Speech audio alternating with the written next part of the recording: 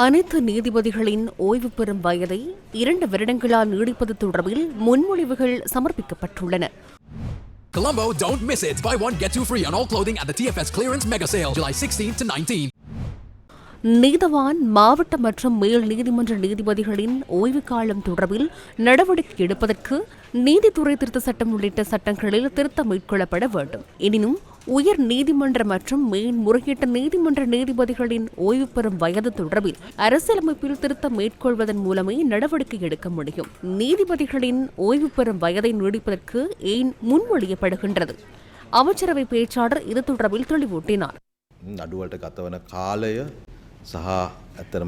வழக்குகளுக்கு எடுக்கும் கால மற்றும் அதனால் மக்கள் எதிர்கொள்ளும் பாதிப்புகள் தொடர்பில் ஊடகங்களாகிய உங்களுக்கும் எமக்கும் பொதுவாக அனைவருக்கும் ஒரு புரிதல் இருக்கின்றது. மறுபுறம் இந்த வழக்கு நடவடிக்கைகளை விரைவுபடுத்துவதில் நீதிபதிகளும் ஆர்வமாக இருந்தாலும் அது தொடர்பான அழுத்தங்களும் அவர்களுக்கு இருக்கின்றது.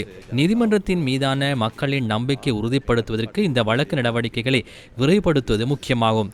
நீதி வழங்கல் மற்றும் நீதி மீதான நம்பிக்கை ஏற்பட வேண்டுமாயின் அந்த நீதி வழங்கும் செயல்முறை தொடர்பில் மக்களுக்கு சிறந்த ஒரு நம்பிக்கை வர வேண்டும். அதே போன்று மறுபுறம் சில நீதிமன்ற கட்டமைப்புகள் கொழும்பை மையமாக கொண்டு அமைந்திருப்பதனாலும் அவர்களுக்கு மேலும் ஒரு அழுத்தம் ஏற்படுகின்றது. 2020 ஆண்டின் 20வது திருத்தத்தின் ஊடாக உயர்நீதிமன்ற நீதிபதிகளின் எண்ணிக்கை 11 14 அதிகரிக்கப்பட்டது. மேன்முறையீட்டு நீதிமன்ற நீதிபதிகளின் எண்ணிக்கை 12 20 அதிகரிக்கப்பட்டது.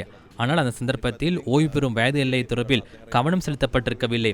எனவே அனைத்து காரணிகளும் மறுபுறம் தொழில் வல்லுநர்கள் நாட்டை விட்டு வெளியேறுதல் மற்றும் தொழில் வல்லுநர்கள் இந்த துறைக்குள் நுழைவதில் காணப்படும் சில குறைபாடுகளையும் அவதானிக்க முடிகின்றது. எமது நாட்டு மக்களின் சராசரி ஆயுட்காலம் அதிகரித்துள்ளது. அந்த அனைத்து காரணிகளையும் கருத்தில் கொண்ட பின்னர் நாம் ஒருபுறம் பல்வேறு நீதிமன்ற கட்டமைப்புக்காக நீதிபதிகள் ஆட்சேர்ப்பை அதிகரிக்க முயற்சிக்கின்றோம்.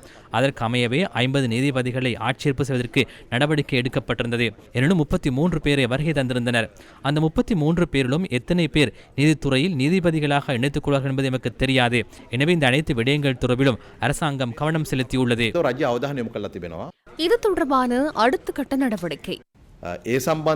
இது தொடர்பில் மேலும் தகவல்களை அறிக்கையிடுவதற்காக அமைச்சரவையினால் நீதி அமைச்சிடம் பொறுப்பளிக்கப்பட்டுள்ளது.